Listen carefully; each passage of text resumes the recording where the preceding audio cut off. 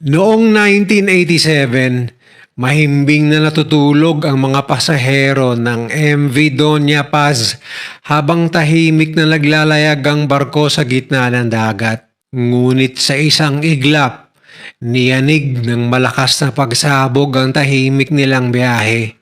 Ang mas malala pa nang magsimulang magtakbuhan ng mga tao, natuklasan nilang wala na silang mapupuntahan dahil maging ang dagat na dapat nilang talunan ay naglalagablab sa apoy na parang impyerno.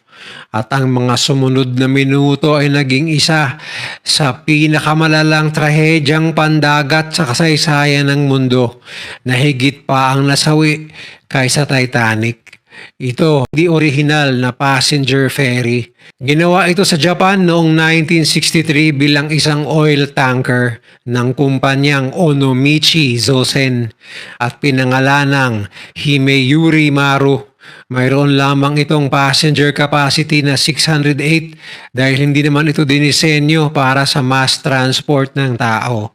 Makalipas ang ilang taon, ibinenta ang barko at napunta sa Pilipinas, kung saan ito nirepurpose bilang passenger vessel para sa Sulpicio Lines. At dito inayos ang ilang bahagi upang magkaroon ng cabins, seating areas at open deck sections. Pero kahit binago ang katawan ng barko, hindi nagbago ang katotohanan na luma ito, dating oil tanker at hindi sakto ang disenyo para sa libu-libong pasahero. Sa paglipas ng panahon, nakilala ang Doña Paz bilang barkong may mababang safety standards kahit na ang lisensya nito mula sa Maritime Industry Authority ng Pilipinas ay nagsasabing maaari lamang itong magdala ng 1,518 na pasahero. Pero madalas itong tadtad ng overcrowding. Ayon sa mga dating pasahero, lagi itong siksikan at karaniwang lampas kapasidad ang sakay, lalo na tuwing holiday season. Noong December 20, 1987, hapon pa lamang ay abala na ang Tacloban City Port. Ang Doña Paz ay nakahanda sa biyaheng patungong Manila at si Captain Eusebio Nazareno ang nasa command ng barko. Nakasaad sa schedule na darating sila sa Maynila ng 4 a.m. kinabukasan. Ngunit bago yun ay dadaan mo na ito sa pantalan ng Catbalogan, Samar. Dahil holiday rush, dagsa ang pasahero mula Leyte at Samar na gustong makabalik sa pamilya sa Maynila.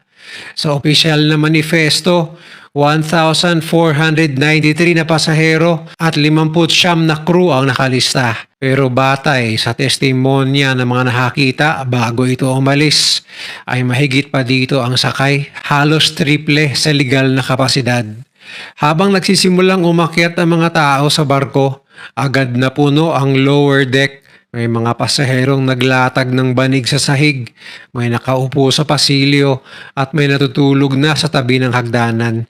Mainit sa loob, mabigat ang hangin at halatang mas marami talaga ang tao kaysa sa kaya ng barko. Pagdating ng ferry sa Catbalogan Port sa Samar, mas marami pang sumakay. Ang ilan ay hindi na dumaan sa regular na ticketing dahil may mga shortcut at fixer na nagpapalusot. Sa puntong ito, halos wala nang madadaanan sa pasilyo. Ang mga crew ay nakikita ang ngunit hindi agresibong nagmumonitor ng bilang ng tao. Wala ring briefing tungkol sa safety procedures. Ayon sa ilan, nakalock pa nga ang storage kung saan dapat nakalagay ang life jackets. Bandang 9 p.m., palabas na ang Doña Paz sa Port of Samar at papasok sa Tabla Strait. Isang malawak na bahagi ng dagat sa pagitan ng Mindoro, Romblon at Marinduque. Tahimik ang gabing yon, walang masamang panahon, wala ring anumang babala na may paparating na panganib. Sa upper deck, makikita ang mga pasahero nakaupo, nakatingin sa dilim ng karagatan. Sa loob, ang mga pamilya ay nagpupwesto na upang matulog. Para sa kanila, isa lang itong ordinaryong biyahe. Ang iba ay masaya, ang ilan pagod, at karamihan ay naghihintay na lamang ng pagdating kinabukasan. Habang naglalayag ang barko, mahigit sa 4,000 katao ang naroon, higit na lampas sa anumang legal na limitasyon. Ngunit dahil karaniwan na raw ang ganitong pagsisiksikan sa ferry travel sa Pilipinas, lalo na tuwing holiday, halos walang nag-aalala. Pagsabak sa Tabla Strait, agad naging kapansin-pansin ang sobrang siksikan sa loob ng Doña Paz. May mga pasaherong nakahiga sa sahig at may mga pamilyang naglatag ng banig sa makikitid na aisle. Samantala, sa ibang bahagi ng karagatan, naglalayag ang MT Vector. Dala ang higit 1,000,000 litro ng gasolina at kerosene. Ang barko ay may mga sirang navigation equipment, kulang na ilaw at ilang crew na hindi lisensyado. Sa isang gabi na napakadilim at medyo maalon, napakalaki ng epekto ng kakulangan sa ilaw. Kapag hindi sapat ang visibility, nawawala ang kakayahan ng ibang barko na makita ito mula sa distansya. At habang tumatakbo ang mga oras, hindi alam ng dalawang barko na unti-unti nang lumiliit ang distansyang naghihiwalay sa kanila habang papalapit ang hating gabi. Pagsapit ng 10:30 p.m., nasa Dumali Point na ang Doña Paz. Kilala ang bahaging ito ng Tabla Strait bilang isang mapanganib na ruta. May malalakas na agos at masikip na shipping lane. Bagamat malinaw ang langit, ang dagat ay hindi kalmado. Malalaki ang alon at pabugso-bugso ang hampas sa katawan ng ferry. Hindi ito unusual para sa lugar, kaya hindi rin ito nagdulot ng pangamba para sa mga pasahero. Sa puntong ito, papalapit na ang MT Vector mula sa kabilang direksyon. Mabagal ito kumpara sa Doña Paz, ngunit nasa eksaktong linya ng ruta ng ferry. Kung gumagana sana ng maayos ang mga ilaw ng Vector o kung may aktibong maritime lookout ang Doña Paz, maaaring nakita nila ang isa't isa. Tahimik ang loob ng Doña Paz. Karamihan ay tulog na. Ang mga gising ay nakikiramdam lang sa pag-alo ng dagat. Hindi nila alam na nasa direksyon na sila ng isang papalapit na oil tanker. Sa mga sumunod na minuto, ang dalawang barko ay nakaset na sa isang landas na hindi mababago.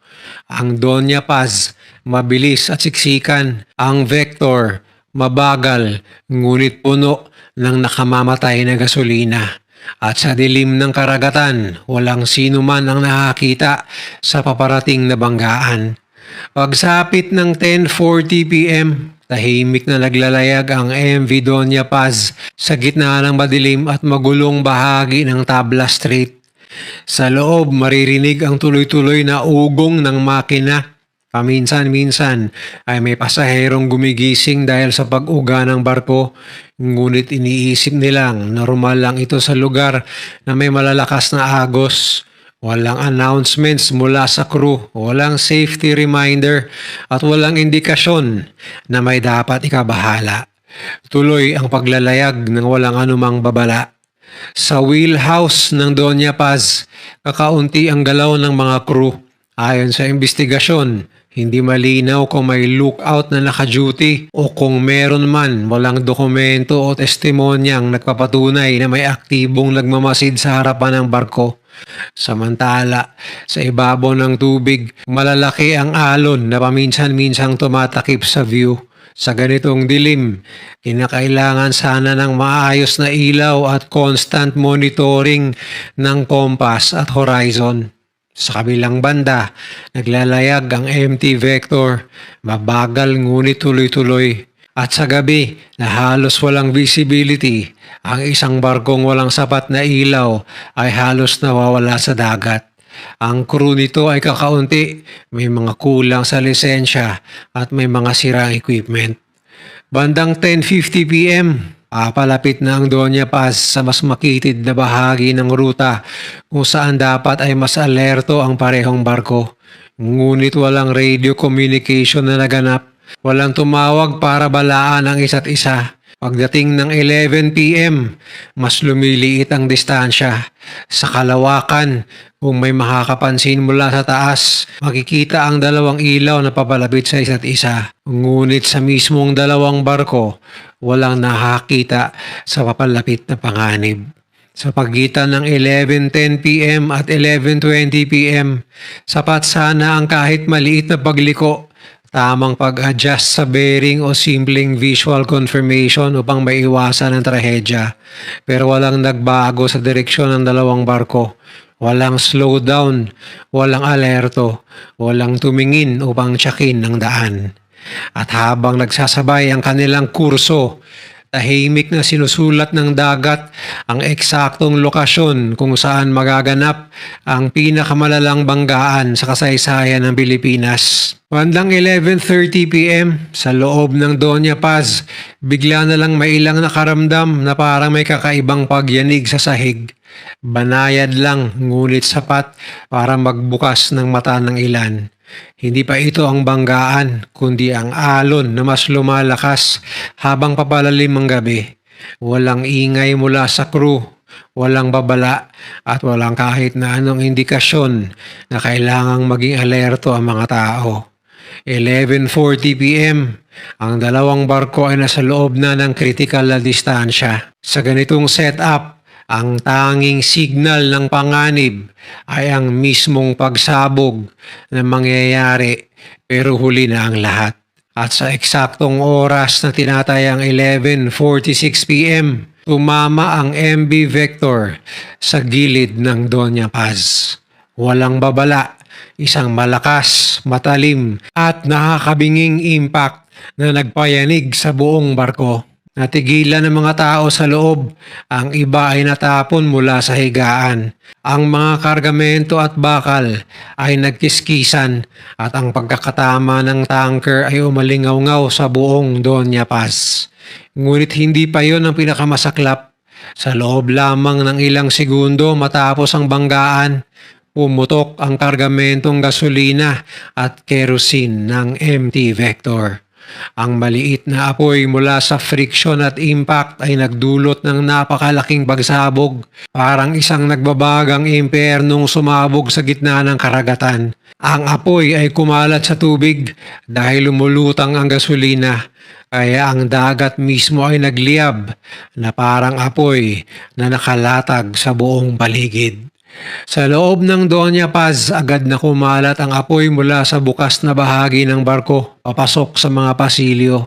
Ang init ay bigla, masakit at hindi mailarawan. Nagsimula ang pag-ubo ng mga tao dahil sa makapal na usok.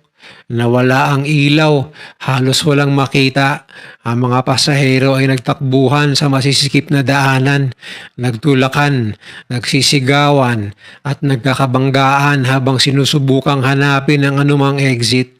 May mga natapakan, may nahulog, may nadaganan. Ang mga bata ay umiiyak, tinatawag ang kanilang mga magulang. Ang matatanda ay nabuwal dahil sa malakas na usok. Ang sahig ay nagiging mainit at ang ilaw mula sa apoy ay pumapasok sa bawat siwang ng barko. Nang makita ng ilan ang apoy sa dagat, nagulat sila. Sa halip na magbigay ng pag-asa, ang pagtalon sa tubig ay mas delikado. Kapag tumalon sila, ang dagat ay nagliliyab dahil sa gasolina. Ang tubig ay may lumulutang na apoy at usok.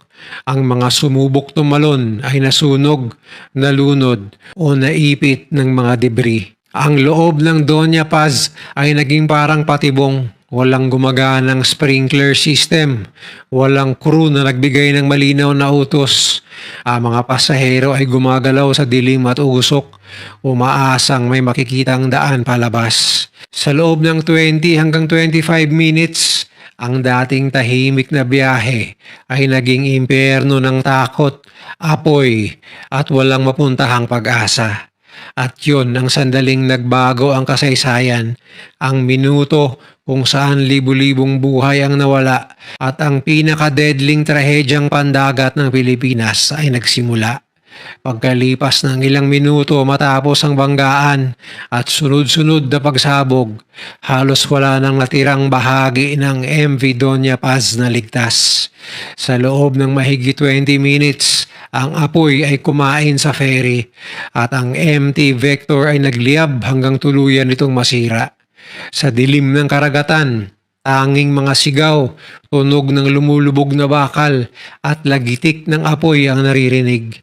Ngunit pagdating ng hating gabi, unti-unti nang nawala ang lahat ng tunog. Ang apoy ay nagsimulang lumamlam at ang dagat ay bumalik sa tahimik nitong pag-alon. Parang walang nangyari. Hindi agad nalaman ng gobyerno ang trahedya. Walang distress signal ang naitala. Walang radio call ang natanggap ng Coast Guard. Ayon sa mga report, maaaring walang crew na nakapagdala ng emergency alert o maaaring hindi gumana ang mga communication equipment dahil sa bilis ng pangyayari. Ang opisyal na rescue operation ay hindi naganap agad bukod sa ilang mangingisda na nagkataong andon malapit sa lugar. Nang dumating ang unang rescue boats mula sa Coast Guard, madaling araw ng December 21, 1987, karamihan ng dalawang barko at tao ay nawasak na ng apoy at alon. Sa buong trahedya, 26 lamang ang nakaligtas, 24 mula sa Doña Paz at 2 mula sa MT Vector. Marami sa kanila ay nasagip dahil nadala sila ng alon palayo sa nagliliyab na bahagi ng dagat. Ang kanilang mga testimonya ay naging pangunahing ebidensya sa investigasyon. Nang makuha ang unang listahan ng mga sakay ng Doña Paz, nakalagay lamang na 1,493 ang pasahero at 59 na crew. Ngunit habang araw-araw may lumalapit na pamilya na nagrereklamo na nawawala ang kanilang kamag-anak, unti-unting lumabas ang masakit na katotohanan. Libo-libong tao ang nasa barko pero hindi na isama sa opisyal na manifesto. Ang panghuling estimate, 4,386 katao ang aktwal na sakay ng Doña Paz, kabilang ang maraming bata at hindi nakarehistrong pasahero. Sinuri ng Board of Marine Inquiry ang kaso at lumabas ang mga pangunahing findings. Una, ang MT Vector ay may seryosong safety deficiencies, kulang sa lisensyadong crew, sirang navigation equipment at hindi ganap na inaprubahan ng operasyon. Pangalawa, ang Doña Paz ay sobra-sobra ang pasahero, lumampas ng higit triple sa legal capacity. Pangatlo, parehong barko ay may pagkukulang sa pag-monitor ng kanilang ruta at visibility sa dilim. At panghuli, ang kawalan ng distress signal at mabagal na rescue response ay lalo pang nagpalala sa bilang ng nasawi.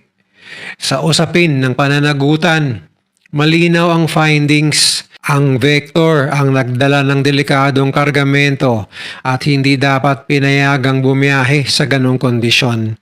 Ngunit hindi rin ligtas ang Sulpicio Lines dahil hinayaan itong lumayag ang Doña Paz na lampas kapasidad at walang sapat na safety measures. Sa huli, kakaunti lamang ang naakusahan at halos walang naganap na makabuluhang parusa. Marami ang nagsabi na ang tunay na hustisya ay hindi talaga natamo. Pagkaraan ng trahedya, marami ang naghanap ng katawan ng kanilang mga mahal sa buhay, ngunit higit 90% ng mga biktima ay hindi na nahanap o nakilala. Ang apoy, alon at bilis ng paglubog ay nagdulot ng halos imposibleng retrieval operations. Ang mga pamilya ay kinailangang tanggapin ang pagkawala ng kanilang mga mahal sa buhay nang walang kabaong, walang seremonyas, at walang sagot.